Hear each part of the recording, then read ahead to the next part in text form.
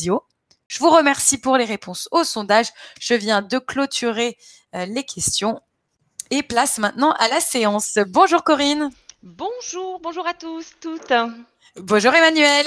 Bonjour à tous, ravie de participer à cette conférence. Eh bien, ravi de vous recevoir ce midi. Merci de nous faire le plaisir d'animer cette séance. Sans trop tarder, puisque le timing est assez court, on a simplement 1 heure devant nous. Je vous laisse dans un premier temps vous présenter à nos apinotes et pendant ce temps, je vous lance votre document et je vous souhaite une belle séance. Merci beaucoup, merci Colline. Alors bonjour à toutes et à tous, je salue ma collègue Emmanuel. On n'a pas le plaisir de se croiser, mais on travaille à distance, qui est formidable. Et on a aussi le plaisir d'être avec vous tous et toutes aujourd'hui. Ceux qui ont suivi le webinaire sur la gestion du stress récemment me connaissent. Je suis sophrologue sur Béthune, dans les Hauts-de-France. Pour ceux qui arrivent aujourd'hui pour cette thématique sur le sommeil, je suis donc sophrologue en cabinet. Je reçois tout type de public, enfants, jeunes enfants, ados, adultes et seniors, pour des demandes très variées. La sophrologie répond à beaucoup de demandes. Et je suis spécialisée dans la prise en charge des personnes qui souffrent de troubles du sommeil.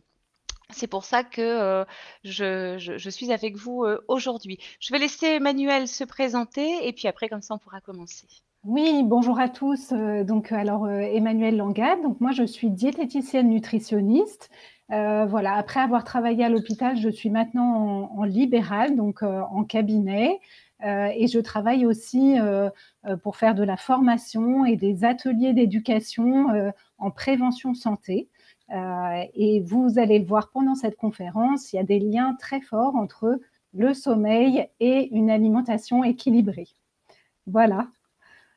Donc, je pense qu'on peut débuter. On peut débuter. Alors, nous avons 1 heure pour vous apporter un maximum de clés pour vous permettre d'améliorer la qualité de votre sommeil, donc de contribuer à l'amélioration de votre santé, car oui, le sommeil, c'est la santé. Donc, pour ça, pour comprendre en quoi le sommeil est une ressource sur le plan de la santé, c'est intéressant de comprendre les mécanismes du sommeil. Si vous êtes amené à devoir changer quelque chose dans votre hygiène de vie, vous le ferez plus volontiers et plus naturellement si vous savez pourquoi, si vous connaissez l'incidence de vos choix. On fera le point donc aujourd'hui également sur les différents types de troubles, les facteurs aggravants, leur incidence sur la santé. Emmanuel vous apportera son expertise en faisant le lien entre le sommeil, la nutrition, le poids. Et elle vous présentera également l'impact de l'activité physique sur votre sommeil, dans quelle mesure et dans quel cadre c'est un atout. On présentera également, bien sûr, comment favoriser un sommeil de qualité. Donc, pour commencer, je vous propose qu'on définisse le sommeil. On passe 1/3 de notre vie à dormir. Et on passe d'ailleurs 6 ans aussi à rêver. Donc voilà, autant dire que c'est quelque chose qui nous occupe beaucoup. Mais qu'est-ce que c'est réellement le sommeil? On parle d'un état physiologique qui est spontané et réversible. Concrètement, on passe de l'éveil au sommeil et du sommeil à l'éveil. C'est un système qui se fait naturellement. Ce système pour déclencher l'éveil et le sommeil, on l'appelle le flip-flop. Et on fait cet aller-retour plus ou moins facilement et plus ou moins longtemps. Dans tous les cas, ce qui caractérise le sommeil, c'est le ralentissement de vos fonctions vitales. Votre métabolisme change de régime. Quand vous dormez, le rythme cardiaque va ralentir, votre respiration va devenir plus lente, plus ample, plus profonde, la température de votre corps va baisser également, la pression artérielle diminue, le tonus musculaire, etc. Bien sûr, tout ça, ce sont des signes qui marquent le sommeil. Vous allez aussi devenir moins réactif aux stimuli extérieurs. L'interaction sensorielle et motrice, elle devient diminuée. Les perceptions sensorielles vont plus forcément être associées à des réactions du corps. Et puis, ce qui est propre à chacun, c'est la posture du sommeil. Certains vont dormir sur le dos, d'autres sur le ventre, sur le côté, les bras en l'air, peu importe. Donc, ça, c'est ce qui caractérise le sommeil. Et pour comprendre comment s'enclenche cet état, il faut connaître ce qui régit notre sommeil, sur quoi repose la régulation du rythme éveil-sommeil. Et c'est pour ça notre organisme répond aux règles d'un double balancier. Ce double balancier, on va commencer à le présenter en parlant d'abord du balancier circadien. C'est ce qui régule notre temps d'éveil et notre temps de sommeil en fonction du jour et de la nuit. Le rythme circadien, il correspond en fait à notre horloge biologique interne. Et quels sont les indicateurs qui permettent de régler cette horloge, hein? Qu'est-ce qui nous aide à remettre la petite pendule à l'heure? Eh bien, c'est principalement la lumière. Dans notre cerveau, donc on a l'épiphyse, on a l'hypothalamus pardon dans notre cerveau. À l'intérieur de l'hypothalamus, il y a des noyaux qu'on appelle des noyaux suprachiasmatiques qui sont composés de milliers de cellules et tout ceci est situé dans le prolongement du nerf optique. De l'autre côté, à l'autre bout du nerf optique, vous avez l'œil et la lumière est captée par la rétine. Cette rétine envoie un message lumineux à ces noyaux suprachiasmatiques qui indique alors un niveau d'intensité lumineuse. Et cette lumière, elle vient bloquer le signal qui conditionne la sécrétion de la mélatonine. C'est cette fameuse hormone du sommeil qui est produite dans l'épiphyse au centre du cerveau. Et cette hormone, elle est libérée en cas d'obscurité. C'est ce qui facilite l'endormissement. Donc, pour synchroniser notre horloge biologique, on a le jour, la nuit, donc la lumière. Mais aussi, on a l'activité physique, le fait de se mettre en mouvement, ça permet aussi à votre horloge interne de se mettre à jour. On sécrète de la dopamine, de la sérotonine, de l'ocytocine, de l'endorphine, etc. Donc, ce sont des hormones différentes. La température du corps également nous indique à notre horloge biologique qu'on est en mode jour ou en mode nuit. L'alimentation également, bien sûr, parce que le fait de mettre en route l'appareil digestif, ça participe à mettre notre horloge interne à jour. Ça, c'est le balancier circadien. L'autre balancier, c'est le balancier homéostatique. C'est celui qui permet de réguler votre temps d'éveil et votre temps de sommeil en fonction d'un temps d'activité et d'un temps de repos observé. C'est la tendance naturelle de votre organisme à revenir à l'équilibre. C'est ça qui conditionne ce balancier. On pourrait comparer ce balancier à un sablier qui se retournerait toutes les 12 heures, hein, et chaque grain de sable représente une quantité d'activité dans un sens et une quantité de repos proportionnelle dans l'autre. Tout ça pendant un cycle circadien. Alors, ce balancier, il génère un besoin de récupération qui est proportionnel à une dépense, à un effort qui a été fourni. Et ce rapport activité-repos, on appelle ça la pression de sommeil. Prenez un exemple, si vous vous levez très tôt le matin, vous avez travaillé dur toute la journée, votre pression de sommeil, elle va être forte le soir au moment de vous coucher. À l'inverse, vous avez fait la grasse matinée, vous avez fait la sieste après le déjeuner, vous n'avez pas spécialement fait grand-chose de la journée, la pression de sommeil va être plus faible le soir. Donc, on connaît ces deux balanciers, on comprend qu'il faut que ces deux balanciers fonctionnent en cohérence pour permettre à l'éveil et au sommeil de se faire dans les conditions normales, dans les conditions optimales. Là, on voit sur le double balancier, là, on a réuni les deux balanciers ensemble. On voit que sur le balancier, sur l'image, le balancier circadien, il est en mode jour quand l'individu est en activité. Ça veut dire que l'état d'éveil, il est normal. Le balancier circadien et le balancier homéostatique sont synchro, tout va bien. De la même manière, le balancier circadien bascule en mode nuit quand la personne est au repos. L'état de sommeil est normal, les balanciers sont synchro, tout va bien. Là où ça pose problème, c'est quand votre balancier circadien, par exemple, indique qu'il fait jour alors que votre corps réclame, lui, du repos. Il y a une tension interne à ce moment-là. Et admettons, il est 15 heures l'après-midi et vous somnolez. Voilà, il y a une tension interne qui permet de sentir que vos deux balanciers ne sont pas d'accord, ne sont pas synchro. De la même manière, si c'est la nuit, votre balancier circadien indique que c'est la nuit, et votre corps, lui, par contre, il est plutôt en mode activité. Il est 2 heures du matin, vous n'arrivez pas à trouver le sommeil. Ben là encore, il y a une tension interne. Le corps réclame de l'activité alors que le balancier circadien indique qu'il fait jour. Donc, on voit bien qu'on a besoin de trouver cet équilibre. Les deux balanciers, ils existent chez tout le monde, mais on a chacun une sensibilité à l'un ou à l'autre de nos balanciers. Parfois peu marqués, parfois très marqués, ça dépend. Et du coup, on va avoir des profils, des rythmes physiologiques, des typologies de dormeurs. On va trouver chez les personnes du matin des personnes qui vont être sensibles à leur horloge circadienne, à leur horloge biologique. Donc, ce sont les personnes qui vont être réactives à la lumière, au jour qui se lève, qui vont se réveiller facilement le matin, même si la nuit a été courte. Vous voyez, c'est un peu le cas des agriculteurs qui vivent au rythme de la nature, au rythme des bêtes, sont sensibles à l'horloge circadienne en général. Pour ces personnes, le sommeil diurne donc le sommeil en journée, faire la sieste en journée, par exemple, ça peut s'avérer difficile, par exemple, hein. Par exemple aussi pour une personne qui travaille de nuit et qui n'arrive pas à dormir tout de suite en rentrant le matin après sa nuit, une infirmière par exemple qui fait les postes, un agent de sécurité, peu importe. Pour ces personnes-là, le travail diurne, le travail de nuit, pardon, il est contre-indiqué pour ces personnes qui sont du matin. Et puis on a un autre profil, on a les personnes du soir. Les personnes du soir sont celles qui vont être sensibles à la pression de sommeil, donc qui vont être davantage sensibles à leur balancier homéostatique. Elles vont s'endormir rapidement, même si c'est le matin. En réalité, peu importe à quel moment elles se couchent, c'est le rapport entre l'effort fourni et le besoin de repos qui va définir réellement le besoin de sommeil. En revanche, pour ces personnes qui sont plutôt du soir, les réveils très matinaux peuvent être difficiles. C'est pas vraiment l'horloge, c'est pas l'horloge biologique qui domine, hein, c'est pas l'horloge circadienne jour-nuit qui régit leur sommeil. Il y a beau faire jour, il y a beau faire clair, si la pression de sommeil elle est encore forte, ils auront du mal à se lever. Donc, au regard de ces deux profils, on comprend que l'équilibre chronobiologique, éveil-sommeil, il va dépendre d'une adéquation entre le chronotype de l'individu, la tendance naturelle, la sensibilité naturelle et les choix de vie de la personne. Ce qui m'amène à vous poser la question, êtes-vous plutôt du matin ou plutôt du soir? Alors on a un petit sondage auquel vous pouvez avoir accès qui vous permettra de nous dire, de partager tous ensemble quel est votre profil. Est-ce que vous vous sentez plus du matin ou plus du soir? On va laisser tout le monde faire ce petit test, ce petit sondage. Pour info, je vous indiquerai tout à l'heure à quel endroit récupérer un test qui vous aidera à identifier votre chronotype.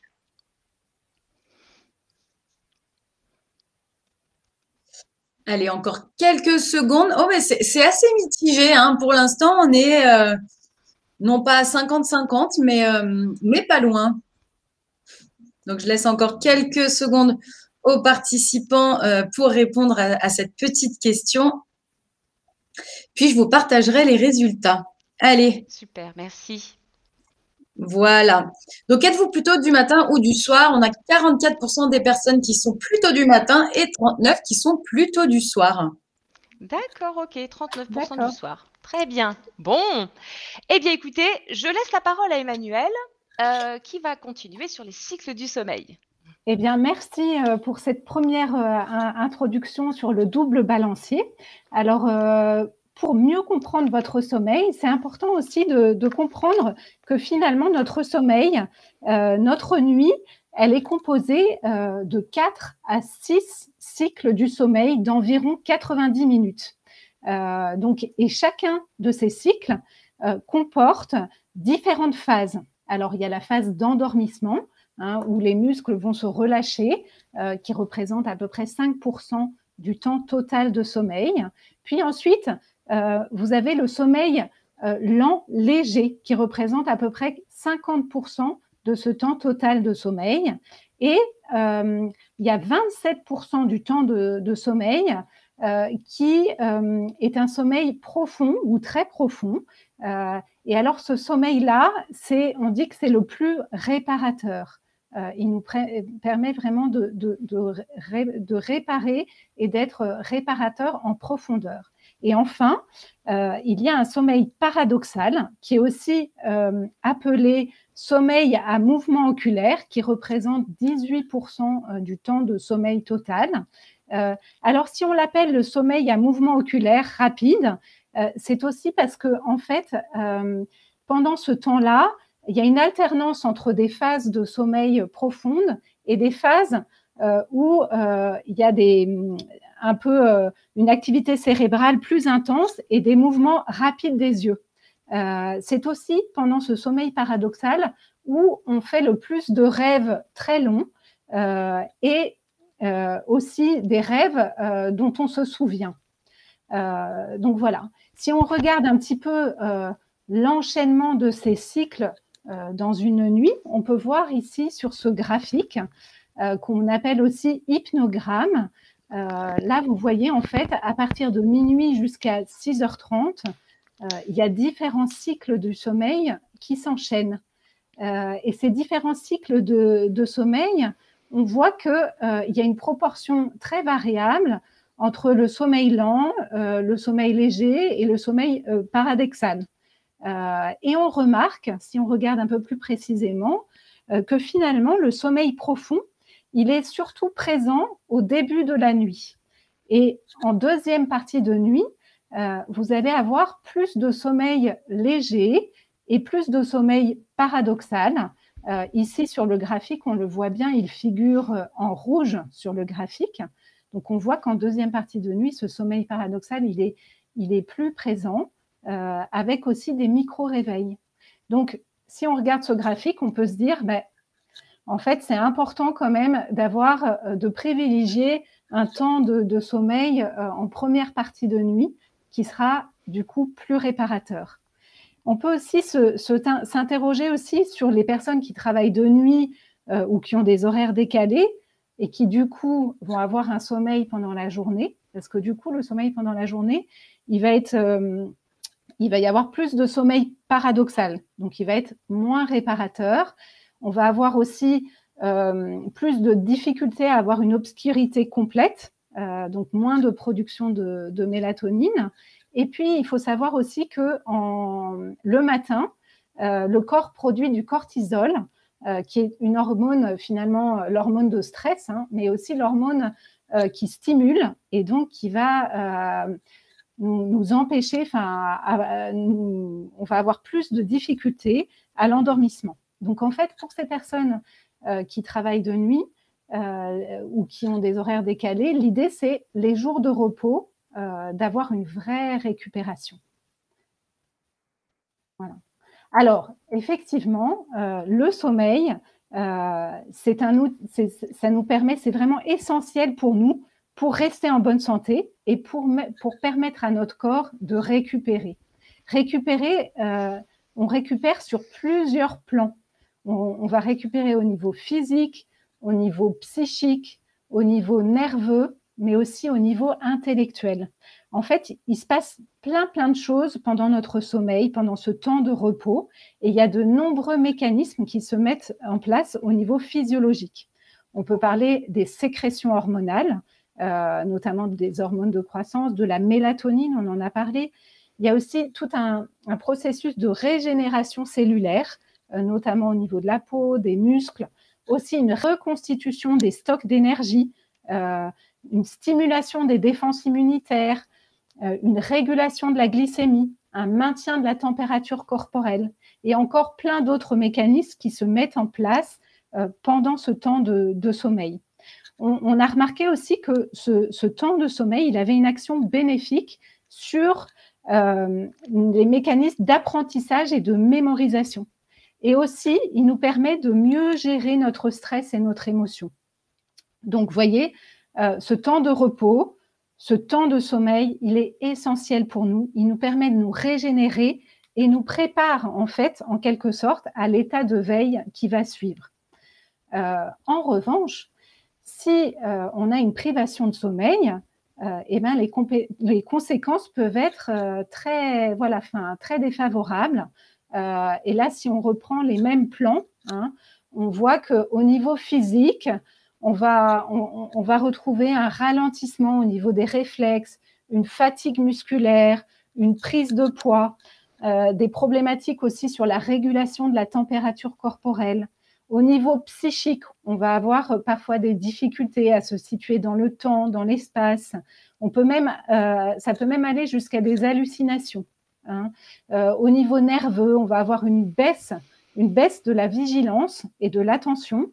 On peut aussi avoir des sautes d'humeur, une irritabilité qui va aller jusqu'à parfois des augmentations au niveau des risques d'accident. Et puis au niveau intellectuel, on va avoir plus de difficultés à réfléchir, on va avoir des difficultés à se concentrer, et puis on peut avoir aussi des petits troubles de la mémoire qui se mettent en place.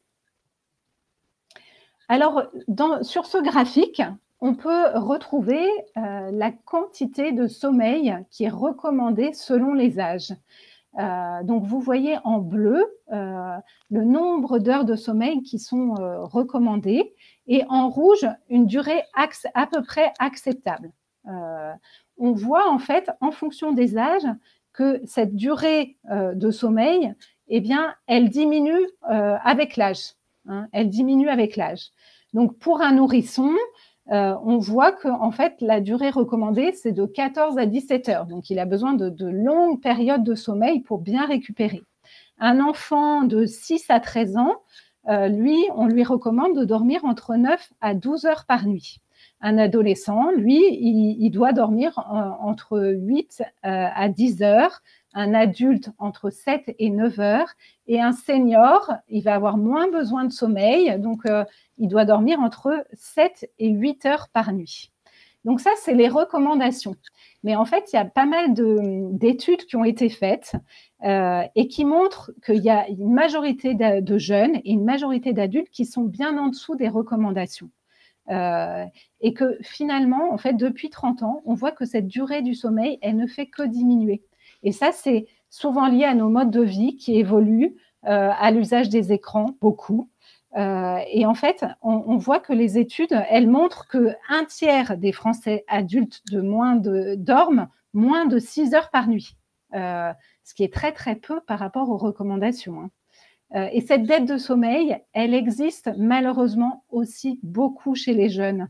Et on l'a vu encore plus avec ces périodes de confinement, ça ne fait qu'augmenter. Hein, donc, elle est de 10% pour les moins de 12 ans et elle va jusqu'à 30% pour les plus de 15 ans. Donc, c'est vraiment quelque chose auquel il faut faire attention et voilà, essayer de vraiment être attentif à cette durée de sommeil recommandée. Voilà, alors là, je laisse la parole à Corinne. Hein, on fait un peu une alternance entre nos deux voix. Merci Emmanuel. Oui, c'est pour pas que vous vous lassiez comme ça. Alors, du coup, avec ce qu'on vient de voir, les balanciers, les typologies, les tranches d'âge, les horaires, vous vous demandez du coup, est-ce que je suis un bon dormeur? Quelle est ma typologie de dormeur? Est-ce que vous êtes un court ou un long dormeur déjà? La durée idéale du sommeil, elle est extrêmement variable d'un individu à l'autre. Même si on considère ce que vient de montrer Emmanuel, il y a des longs dormeurs qui vont avoir des besoins de sommeil de 9 heures ou de plus de 9 heures jusqu'à 12 heures par nuit. Il y a une tendance naturelle, on a une typologie naturelle, on a un profil de dormeur. Hein. Là où des courts dormeurs, par exemple, vont avoir des besoins de moins de 6 heures de sommeil par nuit. Et ils fonctionnent comme ça, ils fonctionnent très bien. Donc, ça reste quand même des recommandations, mais il faut aussi écouter son propre rythme. Et par exemple, d'identifier si vous avez besoin de beaucoup de sommeil, si par exemple, en vacances ou les week-ends, vous dormez beaucoup plus longtemps que le reste de l'année. Ou bien si vous sentez que vous limitez souvent vos sorties en fonction de la quantité de sommeil dont vous avez besoin. Là, ça veut dire que vous ressentez que vous avez besoin de beaucoup de sommeil. Vous avez besoin de peu de sommeil, vous êtes un court dormeur, si vous sentez relativement opérationnel après une petite nuit de 3 heures. Voilà, ça arrive parfois qu'il y ait des accidents de la vie qui font qu'on dort moins. Ou bien alors si vous êtes en vacances et qu'en réalité vous dormez pas plus que pendant le reste de l'année, ou si vous sentez que vous n'aimez pas traîner au lit le matin, voilà, vous faites probablement partie des courts dormeurs. Il n'y a pas de bonne ou de mauvaise version, il y a une version qui vous correspond, quoi, finalement. Est-ce que vous êtes plutôt du matin ou du soir? On en parlait déjà un petit peu tout à l'heure. En réalité, on a tous des horaires de sommeil privilégiés. Il y en a qui vont se coucher très tard, au-delà d'une heure du matin. D'autres qui vont être au lit très tôt, avant 21 heures. Ces deux extrêmes-là, ça représente que 5 à 6% de la population. La majeure partie d'entre nous, on a certes des préférences horaires, mais pour lesquelles on arrive à s'adapter aux horaires qui pourraient nous être imposés. Alors, vous êtes plutôt du matin si, par exemple, vous vous levez le matin et que vous êtes tout de suite frais et dispo au réveil. Ou si en vacances, vous n'êtes jamais réveillé au-delà de 9h, 9h30 par exemple. Si vous êtes en vacances à plusieurs et dans le groupe, vous êtes toujours le premier levé. Ou si le fait de vous lever à 5 heures du matin parce que vous avez quelque chose à terminer, voilà, ça vous fait pas peur, ça vous rebute pas, ça vous pénalise pas. Là, vous avez un profil certainement de quelqu'un qui est du matin. Là où vous pouvez identifier que vous êtes plutôt du soir, c'est si votre réveil il est souvent très difficile le matin. Si vous restez embrumé pendant plusieurs heures après le lever, si pendant les vacances vos horaires de sommeil sont franchement décalés, ou si vous par exemple vous vous couchez tard, vous vous levez plus tard, ça veut dire qu'il y a peut-être une tendance plus du soir en réalité. Si dans le groupe, vous faites partie de ceux qui se lèvent les derniers pendant les vacances, par exemple, c'est jamais vous qui allez chercher le pain, voilà, par exemple. Ou si vous devez vous lever très tôt, par exemple, il y a des gens qui sont du soir, se lever très tôt le matin, il y en a qui préféreront ne pas aller se coucher du tout. Voilà, ça peut indiquer que vous avez un profil plutôt du soir. Alors, bon ou mauvais dormeur, bien dormir, c'est vrai que c'est pas quelque chose qui est donné à tout le monde. Le bon dormeur, lui, il a le privilège de pouvoir dormir n'importe où, en toutes circonstances, au camping, sur un matelas de 2 cm, dans un environnement bruyant, il n'y a rien qui va le gêner. Sauf que cet état de grâce, on peut appeler ça comme ça, il peut ne pas être non plus éternel. Il peut y avoir des accidents de la vie qui donnent à un bon dormeur une forme de fragilité qui apparaît d'un seul coup et auquel il n'est pas préparé, il ne connaît pas cet état-là. Puis aussi, comme le disait Emmanuel, l'âge qui a également cette propriété de rendre le sommeil plus léger en avançant dans l'âge. Le mauvais dormeur, lui, il sait que tous les changements, les événements imprévus, inattendus, tous les écarts de régime, entre guillemets, ça peut engendrer une mauvaise nuit. Et c'est pas pour autant qu'il est insomniaque, mais certains se considèrent comme de mauvais dormeurs. Ils savent simplement qu'ils doivent faire avec cette excessive réactivité sur leur sommeil. Alors, quel est le bon équilibre? Finalement, le bon rythme et la durée de sommeil dont on a besoin, c'est celle avec laquelle on fonctionne bien le lendemain. Donc, il faut écouter son corps en réalité. Quand on ne trouve pas cet équilibre, on va voir apparaître des troubles. Les troubles du sommeil, quand on a l'équilibre et d'un seul coup on perd cet équilibre, on va voir apparaître des troubles. Vous connaissez les balanciers qu'on a vus tout à l'heure. On voit qu'il peut y avoir un dérèglement du rythme circadien. Ça correspond à tous les troubles qui sont liés à la désynchronisation de votre horloge biologique. Le rythme jour-nuit va être perturbé. Ou alors un dérèglement de la pression de sommeil. Pour des troubles qui sont liés à l'insomnie ou à la somnolence, où le rapport activité-repos il est contrarié. Donc, dans le premier cas, vous allez avoir des horaires de réveil décalés, des horaires décalés d'éveil, pardon, et donc principalement des réveils précoces. Vous vous réveillez de façon précoce, comme si, mettons à 4 heures du matin, vous êtes déjà réveillé. Ou des horaires décalés de sommeil. Vous avez du mal à vous endormir à l'heure habituelle. Il est minuit et depuis 22 heures, vous tournez dans votre lit. Donc là, il faut s'interroger, de se dire, c'est mon horloge biologique qui a peut-être besoin d'être réactualisée. Dans l'autre cas, ce qui correspond à des troubles d'insomnie ou de somnolence, vous allez avoir un excès de veille. Vous souffrez d'insomnie, vous ne trouvez pas le sommeil, les nuits sont souvent très courtes. Ou un excès de sommeil. Ça arrive aussi, du coup, quand la pression de sommeil, la pression est forte, vous souffrez de troubles qui sont liés à la somnolence. Vous pouvez ressentir un besoin de dormir très excessif. Dès le réveil, vous êtes fatigué. À 11 heures, vous avez un coup de pompe. Après le déjeuner, vous donneriez n'importe quoi pour aller faire la sieste. À 20 heures, vous n'aspirez qu'à une chose, c'est aller vous mettre au lit. Peut-être que vous avez une dette de sommeil et que votre corps, il vous réclame de rembourser la dette, en quelque sorte. On peut tous connaître une période, un raté de sommeil, vous voyez, un soir ou quelques soirs de suite. Pour parler d'insomnie, les dysfonctionnements nocturnes, ils doivent être vécus au moins 3 fois par semaine pendant plus d'1 mois. Et il faut que ça engendre des conséquences en journée. L'insomnie chronique, elle devient chronique dès lors que ça dépasse 3 mois, dès lors que les troubles sont là depuis 3 mois. Donc cette notion d'insomnie en tant que trouble du sommeil, elle est donc à différencier d'une insomnie passagère. Vous voyez, ça peut arriver parfois. Donc il ne faut pas, parfois on peut avoir une insomnie passagère et tout de suite s'inquiéter. L'inquiétude aurait tendance à accentuer le problème.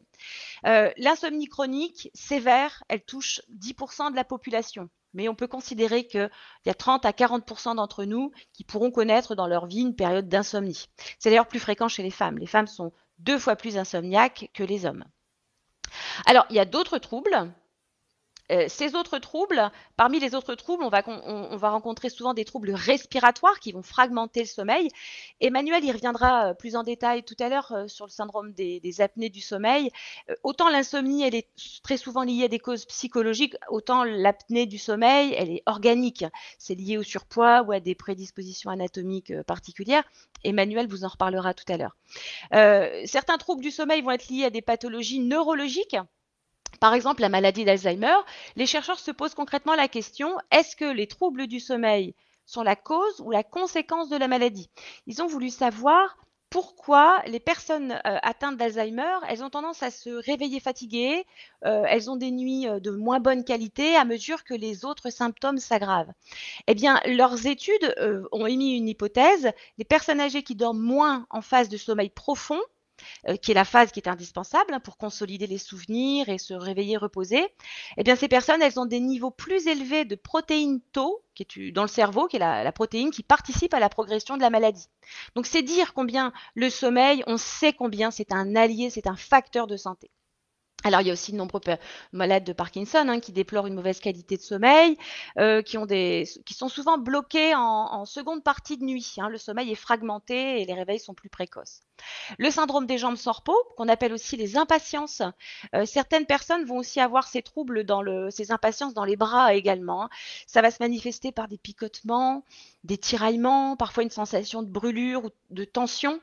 Et le seul moyen de se soulager, c'est de bouger, c'est de se mettre en mouvement. Donc ça devient une pathologie neurologique qui a des conséquences sur le sommeil parce que lorsqu'on a besoin de bouger, ça retarde, ça empêche l'endormissement quand les symptômes sont là. Au-delà du besoin de mouvement, le syndrome, il entraîne des micro-réveils, ça fragmente le sommeil et du coup, ça donne l'impression d'avoir mal dormi. Quand vous vous réveillez le matin, vous avez l'impression que le sommeil n'a pas été récupérateur. Donc, les mécanismes de cette maladie ne sont pas bien connus. On identifie que souvent apparaissent, il y a des facteurs, des éléments qui semblent toujours jouer un rôle important. C'est une insuffisance de fer dans l'organisme, plus particulièrement dans une certaine zone du cerveau, sans être forcément anémié. Et puis, un manque de dopamine dans certaines régions du cerveau aussi et de la moelle épinière. Voilà, la dopamine, c'est un neurotransmetteur qui participe au contrôle moteur, au sommeil, à la mémoire, à plein de choses.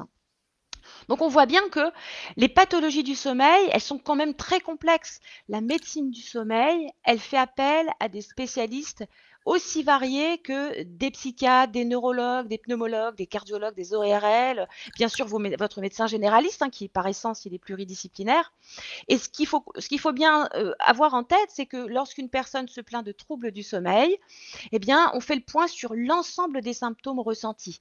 Ceux qui concernent le sommeil, mais aussi ceux qui vont altérer le fonctionnement pendant la journée. On va chercher d'ailleurs des corrélations avec les conséquences aussi sur les autres pathologies cardiaques, endocriniennes, psychiatriques ou autres, même immunologiques d'ailleurs. Alors, il y a des facteurs qui aggravent considérablement les troubles du sommeil. On pense bien évidemment d'abord au stress. Emmanuel en parlait déjà un petit peu tout à l'heure. Le stress, il impacte le sommeil. Du coup, ça génère de la fatigue. Et puis, cette fatigue, elle va générer à son tour du stress. Donc, on voit bien que les deux se nourrissent mutuellement. Pour celles et ceux qui n'ont pas visionné le webinaire du 16 mars dernier sur la gestion du stress, il est disponible en replay. Il explique les mécanismes du stress et les moyens de le maîtriser. Ici, dans le cas présent, le stress et les états émotionnels, ils vont agir sur les fonctions physiologiques qui influencent l'éveil. C'est-à-dire que ça augmente la fréquence cardiaque, la température du corps, l'activité cérébrale, et ça va à l'encontre totalement de la préparation du corps pour l'endormissement, qui veut, lui, baisser la température, baisser le rythme cardiaque. Donc, le stress, il est mesurable sur quelqu'un qui a un mauvais sommeil. Si d'ailleurs vous avez, par exemple, vous vous réveillez en ayant si vous avez mal dans les mâchoires, ou si votre conjoint vous dit que vous grincez des dents la nuit, eh bien, il est possible que vous ventiliez votre stress en dormant. Vous serrez les dents ou vous frottez vos dents, donc vous seriez à ce moment-là des bruxomanes. C'est une pathologie qui s'appelle le bruxisme, quand on grince des dents la nuit. Les enfants grincent souvent des dents, c'est quelque chose qui est très naturel, c'est jusqu'à environ 13 ans, jusqu'à l'âge de 13 ans. Ça participe à éliminer, à évacuer les dents de lait. Par contre, ça n'a plus de raison d'être quand on est adulte. Donc, quand le grincement des dents il est observé chez l'adulte, à long terme, ça va entraîner une usure prématurée des dents, que votre dentiste il va d'ailleurs vous faire remarquer, ou il peut par exemple vous faire fabriquer une gouttière sur mesure pour limiter l'usure. À la base, ça peut être dû à une mauvaise occlusion dentaire. C'est possible aussi que ce soit dû à un traumatisme au niveau des cervicales. Ça peut être aussi dû à la prise de certains antidépresseurs. Mais le stress, c'est un facteur hyper aggravant qui va amplifier ce trouble du sommeil. Donc, c'est vraiment une façon de ventiler son stress la nuit. C'est douloureux, puis on peut même voir apparaître une déformation de la mâchoire. Les muscles de la mâchoire peuvent du coup prendre plus de place. Donc, c'est quelque chose qui est assez révélateur. Et puis, Emmanuel commençait à nous en parler tout à l'heure. Il y a ces fameux écrans, les écrans qui vont forcément jouer un rôle sur la qualité de notre sommeil. L'exposition à la lumière bleue des écrans, elle stimule les récepteurs de la rétine. Alors, comme vous savez maintenant comment fonctionne, comment on capte, vous comprenez pourquoi ça a un rôle. Ça envoie en fait à l'horloge biologique un signal de jour, tout simplement, qui va retarder l'endormissement. Et même des signaux lumineux extrêmement minimes vont avoir un impact. Ça supprime la sécrétion de la mélatonine. Donc, à l'heure où l'activité mentale, l'activité intellectuelle, émotionnelle, elle devrait justement diminuer, eh bien, les réseaux, Internet, les emails, tout ça, ça génère une excitation cognitive qui est complètement préjudiciable à votre sommeil. C'est une tension qui nuit au ralentissement, qui est nécessaire à l'instauration de l'état de sommeil. Et c'est encore pire si cet effet il est amplifié, si c'est relayé par l'effet sentinelle de votre téléphone qui reste allumé la nuit à côté de vous, sur votre chevet. Donc, c'est important d'imaginer, d'instaurer un couvre-feu digital. Limiter l'exposition à la lumière des écrans le soir, ça ne suffit pas. Il faut aussi minimiser l'hyper-éveil ou le stress qui est induit par la connexion le soir avant de s'endormir. Donc, mettre fin aux échanges, en fait, le soir. Mettez fin aux échanges avec le monde extérieur pour vous aider à préparer votre espace préservé pour dormir. On instaure un couvre-feu digital, on va dire, voilà, je change mes habitudes au profit d'activités beaucoup plus relaxantes, comme la lecture, comme la musique, par exemple. Et puis, par exemple, on met son téléphone en mode avion. Pourquoi pas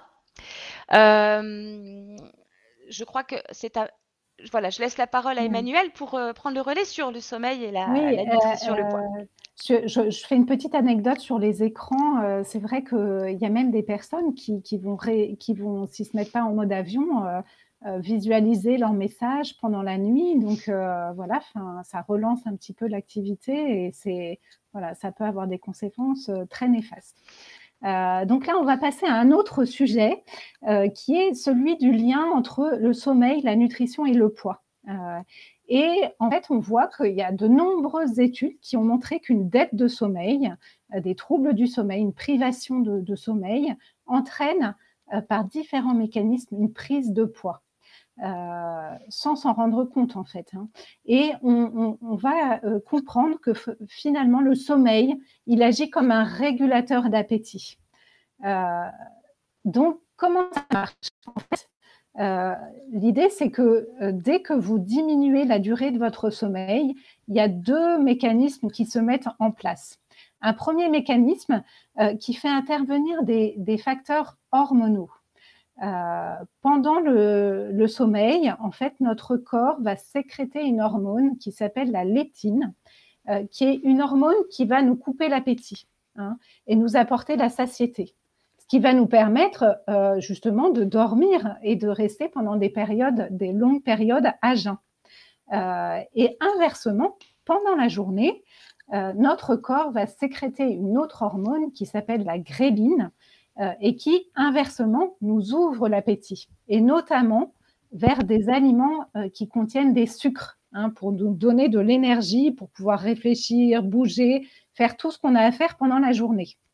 Donc, vous voyez, quand on réduit la durée du sommeil, ces mécanismes hormonaux, on va diminuer la sécrétion de leptine, donc on va avoir moins de satiété et développer notre appétit, et en l'occurrence vers des aliments, donc on va manger plus, on va avoir tendance à manger plus, et en plus on va s'orienter vers des aliments du sucre, beaucoup d'aliments sucrés.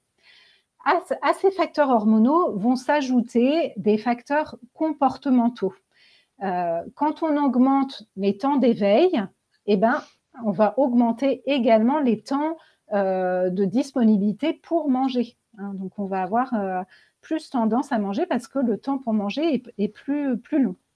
Et puis parallèlement à ça, en fait, il y a une espèce de fatigue chronique qui s'installe, une somnolence dans la journée qui, en fait, va être un frein à l'activité physique. Et qui dit sédentarité, diminution de l'activité physique, entraîne un déséquilibre au niveau de la balance énergétique. Hein, c'est-à-dire que quand on bouge pas assez et qu'on mange plus, eh ben, il y a un déséquilibre et on apporte plus d'énergie qu'on en dépense. Et parallèlement à ça, cette sédentarité, ce manque d'activité physique, ça va entraîner plus de grignotage. Hein. Donc là, sur cette diapo, on voit que cette fatigue chronique qui s'installe et qui est liée à cette dette de sommeil, elle entraîne des comportements alimentaires qui vont être inadaptés. Hein, et c'est un espèce de glissement très progressif. Hein, on ne s'en rend pas forcément compte. Donc, on a dit plus de grignotage. Hein, c'est-à-dire que les horaires de repas vont être plus variables. Hein. On est fatigué le matin, on saute le petit-déj. Après, donc, on va grignoter dans la matinée. On va avoir tendance à décaler les horaires de repas, à avoir un repas du soir plus copieux. Donc, voilà, sauter des repas, ça entraîne des grignotages. Et en général, quand on grignote, eh ben, on s'oriente plutôt vers des aliments qui contiennent beaucoup de sucre, du gras, des gâteaux, des barres chocolatées, des boissons sucrées, voilà, ce qu'on a sous la main. Hein. Voilà. Et puis, il y a aussi cette notion de fatigue chronique. On n'a pas le courage d'aller faire des courses adaptées, on a moins le courage de cuisiner.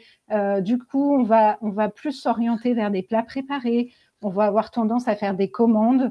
Uber Eats, c'est bien pratique. Mais voilà, qui dit commande dit repas chinois, pizza. Et ces plats préparés, voilà, ils sont plus riches en matières grasses, plus riches en sel, plus riches en additifs. Mais tout ça est caché, en fait. On ne s'en rend pas forcément compte. Hein. Et puis, il y a cette notion de quantité. Hein, je vous disais, ça c'est lié aussi au phénomène d'augmentation de l'appétit. Donc, sans s'en rendre compte, on va avoir tendance à augmenter nos quantités dans l'assiette.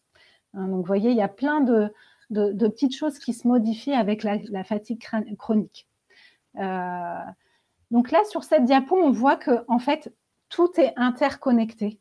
Finalement, on a vu que les troubles du sommeil pouvaient entraîner un surpoids.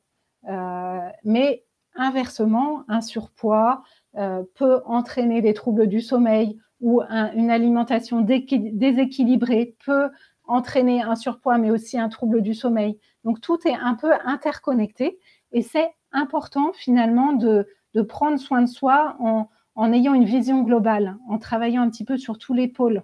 Hein, le sommeil, l'équilibre alimentaire, l'activité physique, la gestion des émotions, tout est interconnecté. En tout cas, et Corinne en a parlé un petit peu tout à l'heure, les troubles du sommeil et le surpoids peuvent entraîner l'apnée du sommeil. Alors, l'apnée du sommeil, qu'est-ce que c'est exactement ? Sur le dessin, on le voit bien, en fait. On voit qu'il y a des obstructions, en fait, des voies respiratoires au niveau du pharynx. Et ces obstructions, en fait, elles apparaissent à répétition avec des arrêts respiratoires en alternance avec une reprise de la respiration et des micro-éveils. Et donc, en fait, comment on peut s'en apercevoir ? Alors, il y a des symptômes nocturnes.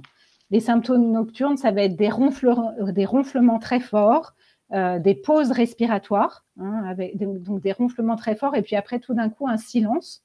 Un sommeil qui va être agité, qui va être fragmenté. L'apparition aussi de sudation nocturne ou des envies d'uriner la nuit.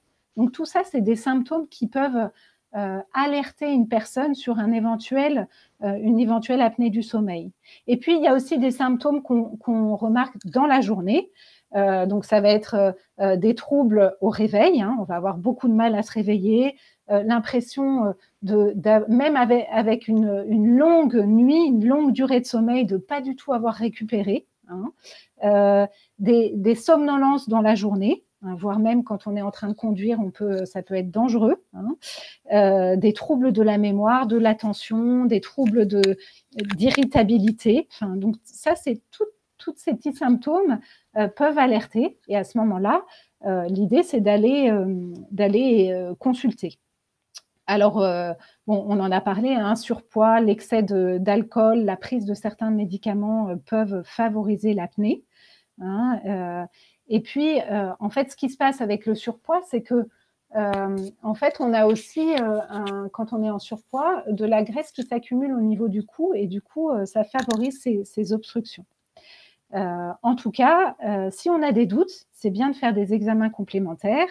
Et après, il y a des traitements adaptés qui permettent vraiment de bien régulariser les choses et de retrouver un sommeil plus réparateur, notamment à travers un appareillage adapté. Alors là, on le voit sur la photo. En fait, il s'agit d'un masque, en fait, un masque nasal qui insuffle en continu de l'air et qui empêche en fait les obstructions au niveau du pharynx.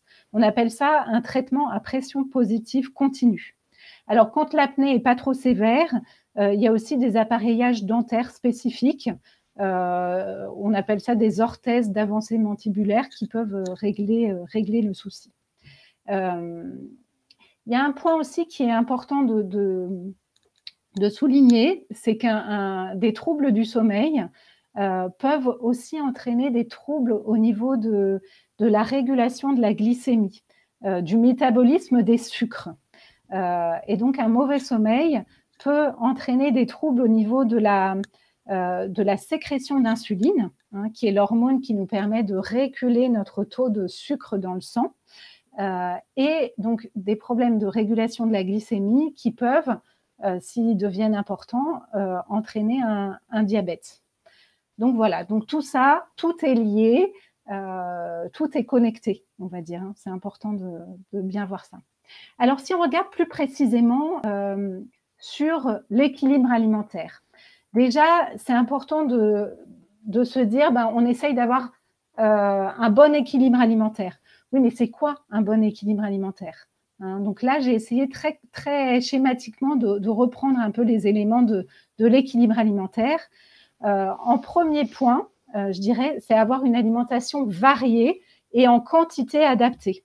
Alors là, sur la diapo, vous voyez, c'est représenté par la pyramide alimentaire. Donc, vous voyez, à la base de la pyramide, ce qui doit être présent en quantité la plus importante, ce sont les légumes et les fruits, hein, je dirais 3 portions de légumes et 2 à 3 portions de fruits, hein. Donc ça, c'est la base de la pyramide. Ensuite, on retrouve avec la couleur marron les féculents. Alors, dans les féculents, on retrouve les pommes de terre, les patates douces, on retrouve toutes les céréales. Donc, dans les céréales, vous avez le riz, le blé, le quinoa, le sarrasin, enfin, donc toutes les céréales, et les légumineuses, les lentilles, les pois chiches, voilà, et le pain aussi, hein, qui est fait avec du blé. Donc voilà. Donc sur les féculents, l'idée c'est de se dire, on en apporte en fonction de notre appétit à chaque repas, mais aussi en fonction de son activité physique, hein. Donc si on est très sédentaire, on a moins besoin de féculents, on a moins besoin de sucre à assimilation lente pour sa journée. Ensuite, le troisième niveau, c'est en bleu, c'est les produits laitiers, hein. Donc, les produits laitiers, l'idée, c'est de se dire 1 à 2 produits laitiers, alors plutôt nature, hein, essayer d'éviter tout ce qui est sucré, aromatisé, et éventuellement un morceau de fromage dans la journée, hein. Voilà, c'est à peu près 2 à 3 produits laitiers par jour. Ensuite, vous voyez, plus on monte, plus la pyramide se réduit, hein. En rouge, vous retrouvez donc la viande, le poisson, les œufs. Donc là, l'idée, c'est de se dire le repère de consommation, c'est 1 à 2 portions par jour. Mais une portion, c'est tout à fait suffisant, hein. Ensuite, on retrouve les matières grasses ajoutées. Donc là, vous avez le beurre, la crème, les huiles, les fruits à coque, les amandes, les noix, les noisettes. Donc ça, en fait, il nous en faut. hein, mais avec modération et surtout en variant les huiles que vous consommez.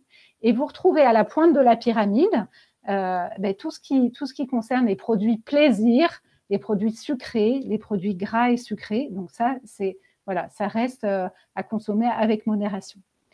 Un autre point très important, c'est la régularité.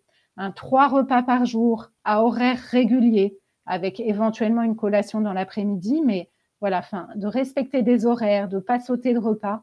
Tout ça, ça nous permet de resynchroniser notre horloge biologique aussi, de garder ses repères.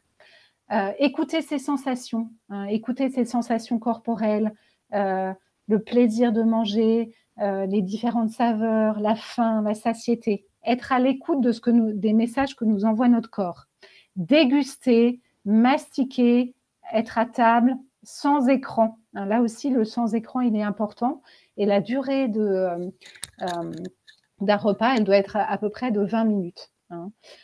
Et tout cela, en manger doucement, ça nous permet de mieux réguler notre satiété et notre faim.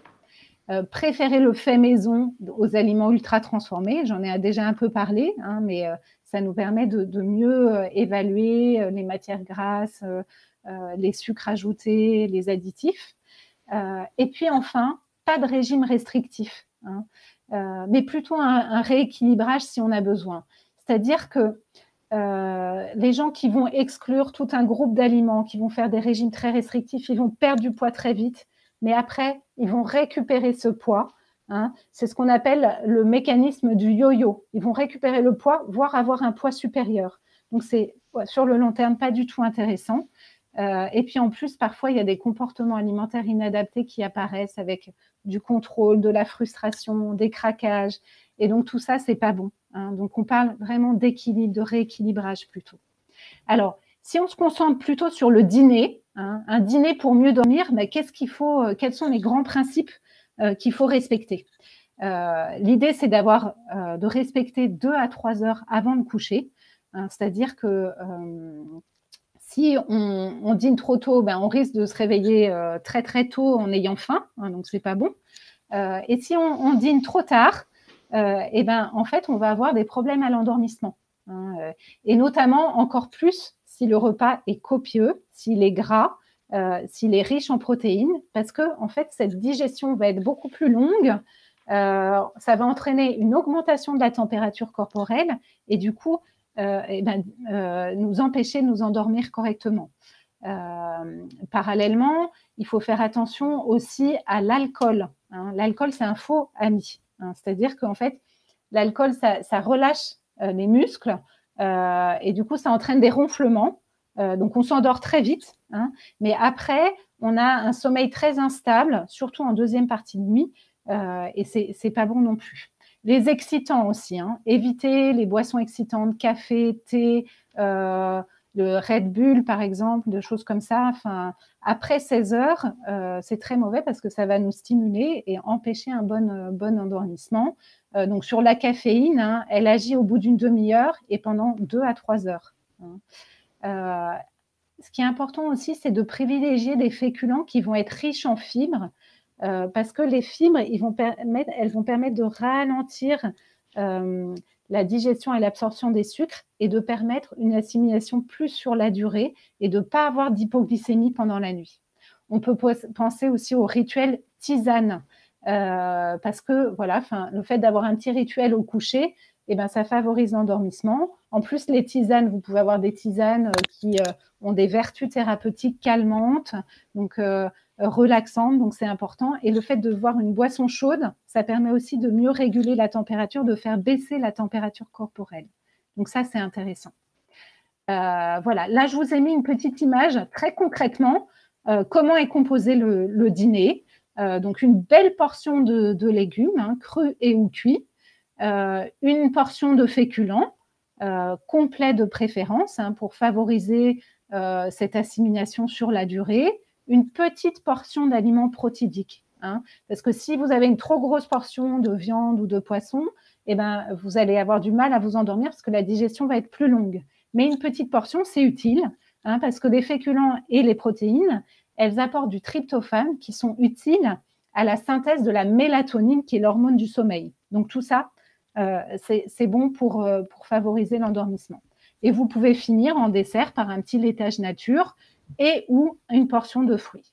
Voilà un petit peu sur la composition du dîner. Sur l'activité physique, qu'est-ce qu'on peut dire sur l'activité physique et le sommeil? Eh bien, le fait d'avoir une activité physique régulière pendant la journée, ça favorise la qualité du sommeil. Ça va favoriser, ça va éviter que vous vous réveillez pendant la nuit. On va avoir un sommeil long et profond, plus qualitatif. Donc voilà, c'est vraiment très utile d'avoir une activité physique dans la journée. Alors, idéalement, on parle de 3 fois par semaine, 1 heure à 1h30, ou de 30 à 45 minutes par jour. Voilà, ça c'est dans l'idéal, mais ce qu'il faut retenir surtout, c'est la régularité de cette activité physique.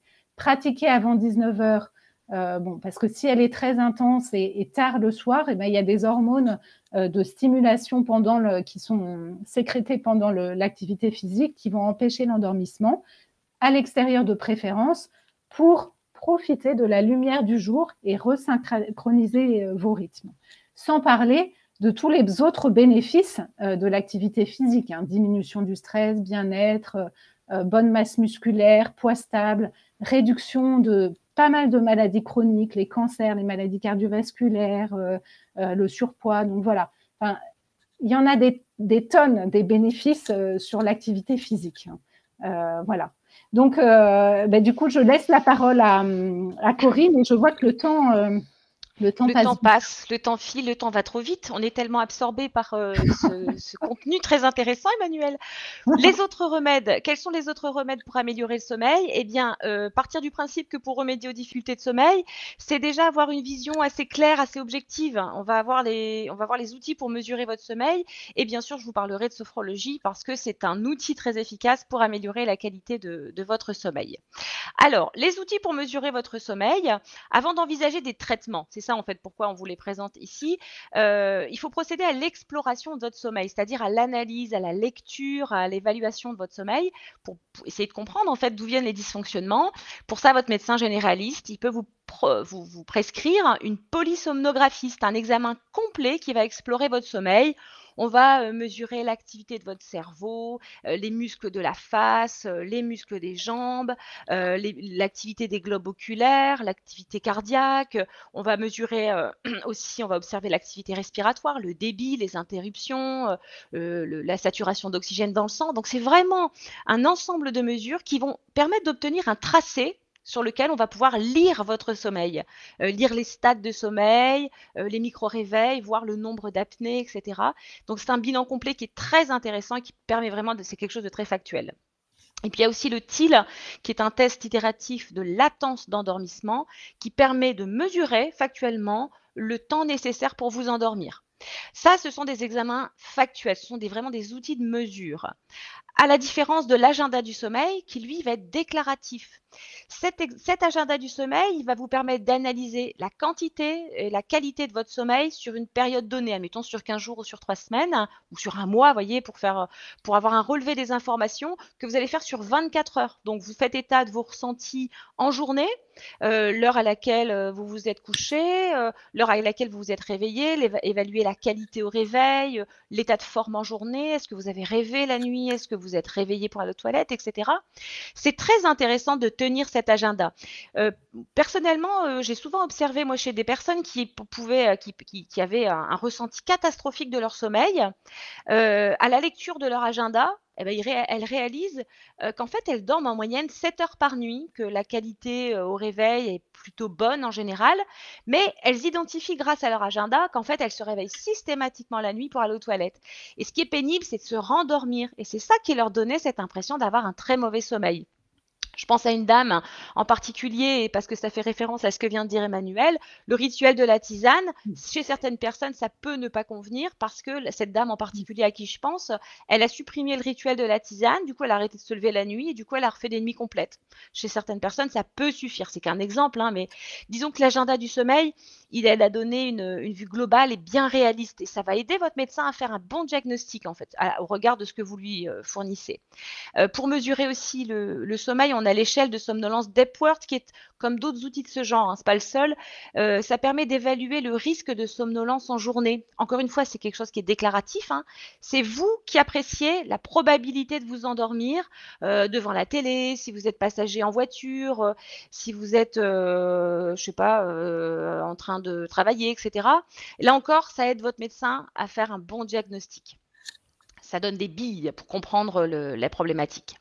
Alors, autre outil très efficace, la sophrologie, forcément, je vous en parle parce que c'est mon champ de prédilection. Ça aide à diminuer le stress qui est souvent responsable des difficultés d'endormissement, des ruminations, des réveils précoces, etc. Ça sert aussi à éliminer les croyances négatives. Autrement dit, parfois on est enfermé dans un schéma. En fait, on se dit voilà, bah, je dors mal, bah, moi je suis un mauvais dormeur, oh, je vais encore mettre 2 heures à m'endormir. On est conditionné dans quelque chose de négatif. La sophrologie, ça aide hyper bien à sortir de ces schémas négatifs en utilisant la pensée positive, entre autres, hein. Ça peut aussi être utile pour accepter les appareillages, vous aider à mieux vivre le port du masque ou d'une orthèse en cas d'apnée, le port d'une gouttière si vous souffrez de bruxisme. C'est des appareillages qui peuvent gêner, qui peuvent empêcher d'être détendu et serein pour vous endormir. De façon générale, la sophro, ça aide à dormir quotidiennement, à retrouver une qualité de sommeil et un rythme adapté. Donc, on utilise la respiration, hein, on libère la colonne d'air, on améliore les échanges gazeux, on travaille sur le relâchement musculaire, donc idéal pour recréer des vrais réflexes de détente qui sont propices à la sensation de pesanteur dont on a besoin pour dormir. Et puis, on utilise aussi la visualisation positive, l'imagerie mentale qui aide à sortir des schémas négatifs de votre passé de mauvais dormeur, qui aide à réactiver des ressentis positifs et qui aide aussi à vous projeter positivement dans des nuits de sommeil profonds et réparateurs. Donc pour ça, il y a 2 types d'exercices que je vous recommande et vous verrez que vous en aurez à disposition. La relaxation dynamique, c'est un des 2 types d'exercices dispo en sophro. Ces mouvements doux sont associés à la respiration contrôlée.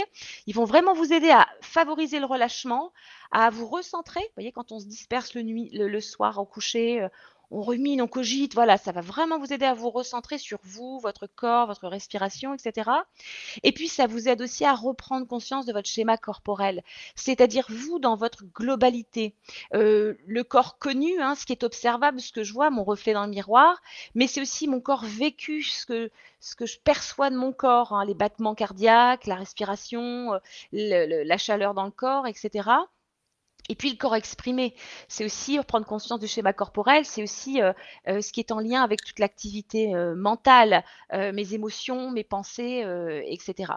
Donc pour ça, à la suite de la relaxation dynamique, vous avez aussi des exercices de relaxation statique qui sont là des profondes détentes. C'est des moments pendant lesquels vous allez un peu flotter aux portes du sommeil, mais ça peut être une bonne introduction au sommeil. On appelle ça le niveau alpha, hein, c'est le stade sur un électroencéphalogramme. Votre cerveau, il produit des ondes alpha, des ondes lentes. C'est un état de veille très diffus qui est très agréable, qui permet d'accéder à la pleine conscience, hein. Donc, on abaisse les filtres, hein, les systèmes de défense psychique. Et là encore, ce sont des exercices qui vont vous aider à ancrer de vrais réflexes de détente, très utiles, hein, bien sûr, si on est agité dans le lit, c'est vraiment de retrouver le calme et la détente. Ça va permettre aussi de faire émerger des ressentis positifs, l'imagerie mentale, projeter des images positives, agréables, pouvoir orienter votre attention sur ce qui vous procure du bien-être et du coup sortir assez naturellement de toutes les pensées toxiques ou des ruminations qui empêchent de s'endormir. Et puis du coup, par nature, ça aide à redévelopper un potentiel de bon dormeur. Vous réconciliez avec votre capacité à dormir. La relaxation dynamique, inspiration yoga dans la méthode, hein, c'est l'apport du mouvement. Et relaxation statique, c'est l'apport de l'hypnose en fait, hein. C'est un travail, c'est un mix de ces techniques. Pour pouvoir vous initier à ces exercices, vous allez pouvoir recréer des conditions propices à un sommeil de qualité. Je mets à votre disposition 3 nouvelles routines. La première, elle va vous aider à vous détendre, à favoriser l'endormissement. La deuxième, elle va vous donner des outils pour chasser le stress, l'agitation, tout ce qui empêche de dormir. Et la troisième routine, elle vous aide à vous dynamiser, parce que c'est pas le tout de bien dormir. Parfois, on a des coups de fatigue. Donc là, cette routine-là, elle sert à retrouver de la vitalité en journée si vous avez un coup de fatigue. Donc, comme pour le dernier webinaire, les routines, elles sont accessibles sur le site donc sophrologie-béthune.fr. Vous avez une rubrique Sophro en ligne, programme MMJ et le mot de passe MMJSO comme sommeil, SO 2021. Vous pourrez retrouver les infos sur le replay ou à la fin de la présentation si vous n'avez rien pour noter tout de suite.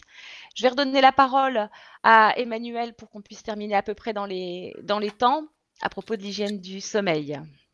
Merci en tout cas pour ces outils de sophrologie qui sont bien utiles et très efficaces. Donc, on ira voir sur le site. L'hygiène du sommeil, c'est l'ensemble des recommandations sur les habitudes de vie et les facteurs environnementaux qui favorisent un sommeil de qualité. Alors, après tout ce qu'on a entendu, on peut se poser la question et on vous pose la question. Est-ce que vous pensez avoir une bonne hygiène de sommeil? Donc, petit sondage parmi vous. Alors du coup, je ne sais pas si Colline, voilà, le sondage se met en place. Si, je suis là, c'est qu'à chaque fois, je dois aller les chercher dans les documents. C'est pour ça qu'ils ne s'affichent pas tout de suite. Peut-être qu'on peut répondre à quelques questions pendant ce temps, parce que simplement, après, moi, j'ai une conférence, alors je ne peux pas prendre trop de retard en fin de séance. D'accord, tout à fait. Alors, je regarde le chat, j'essaye de remonter un petit peu. Alors, une question peut-être pour Emmanuel. Morgane qui nous demande des exemples de féculents riches en fibres.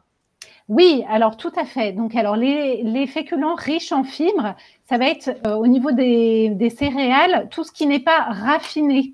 Donc, au lieu de prendre de la baguette blanche, de prendre plutôt des pains complets, des pains en graines, des pains de seigle, des pains intégral de la boulangerie. Ensuite, de prendre du riz complet, des pâtes complètes.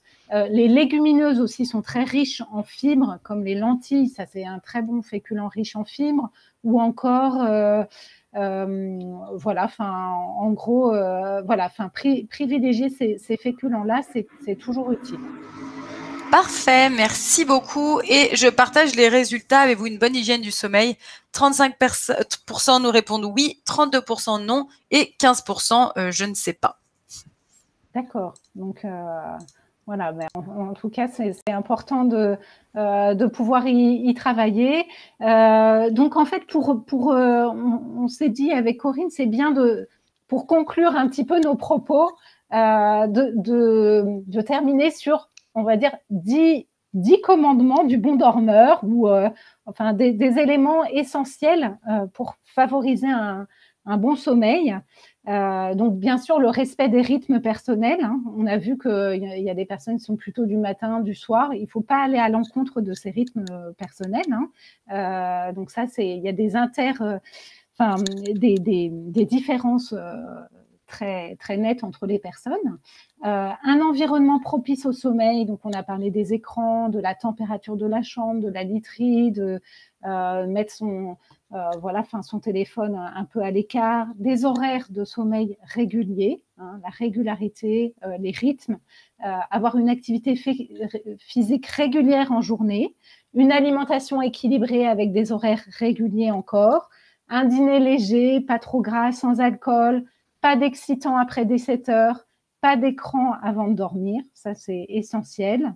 Le réveil à distance pour pas s'énerver si on a des petits réveils pendant la nuit, et puis de favoriser les rituels du coucher avec toutes les méthodes que nous offre la sophrologie de relaxation, d'hypnose qui peuvent être intéressants. Donc voilà, écoutez, je vous remercie pour votre attention, et puis s'il y a quelques questions, nous sommes toutes les deux disponibles pour y répondre.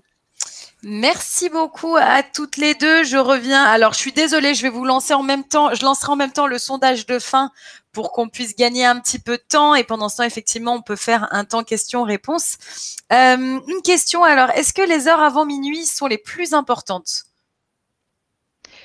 Oui, elles sont souvent, je me permets de répondre, Emmanuel, elles sont Oui, oui. souvent considérées comme, étant donné que la première partie de la nuit, on a, on est davantage dans un sommeil, dans des phases de sommeil profond. Donc, les premières heures de sommeil, souvent donc celles avant minuit, sont celles où en effet on atteint plus facilement le sommeil profond, très profond.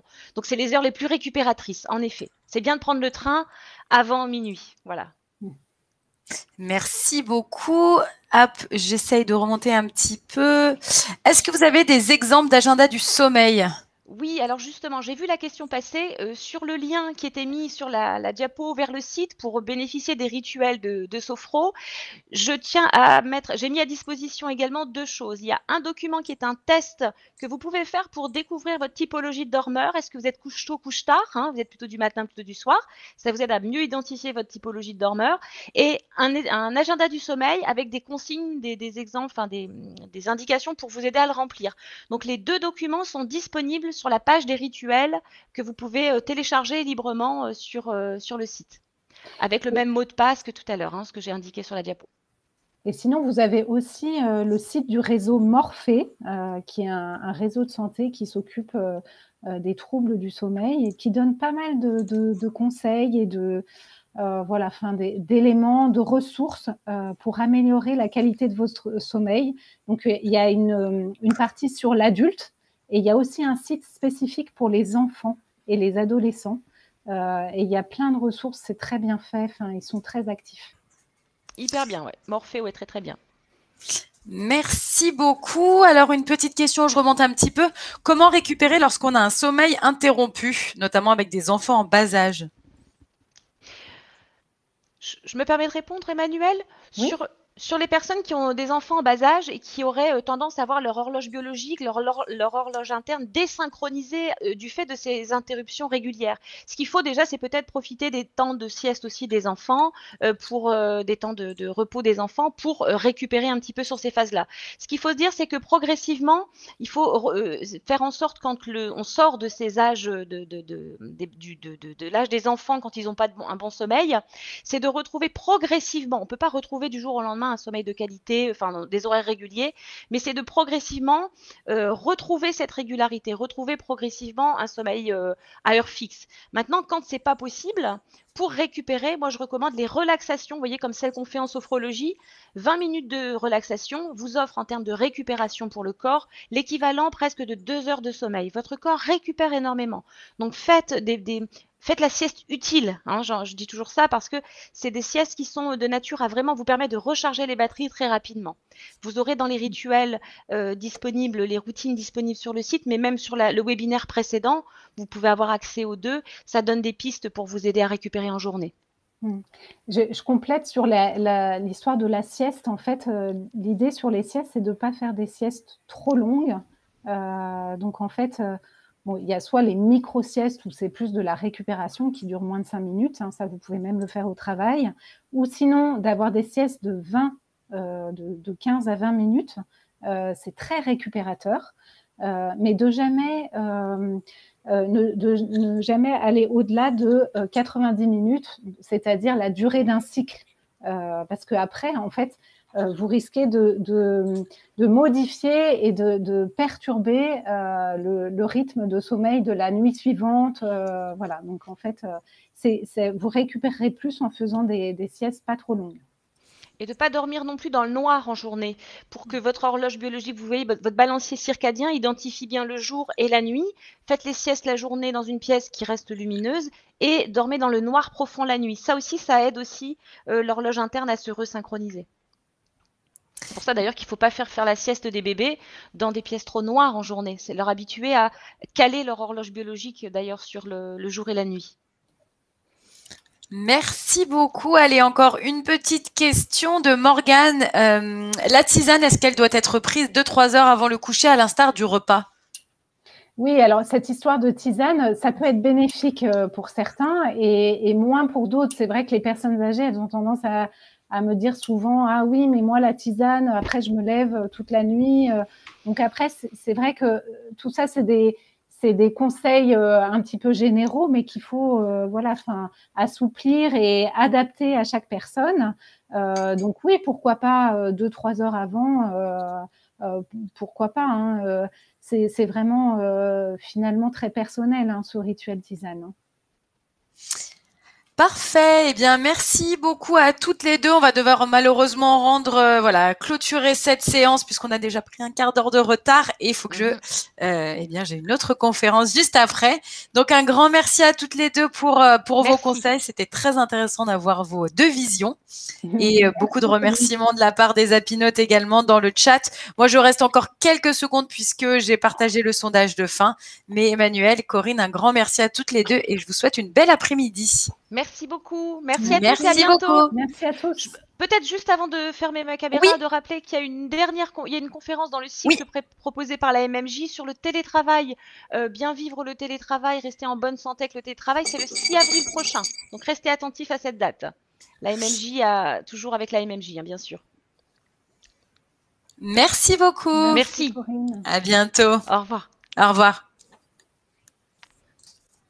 Alors, je reviens un petit peu avec vous encore, les apinotes, puisque je vous ai partagé le sondage de fin pour cette séance. Corinne, Emmanuel, je vous laisse simplement couper caméra et micro si ça vous embête pas. Merci beaucoup. Merci beaucoup. Alors, comme je le disais, je vous ai proposé le sondage de fin. Je vous laisse encore quelques secondes pour y répondre.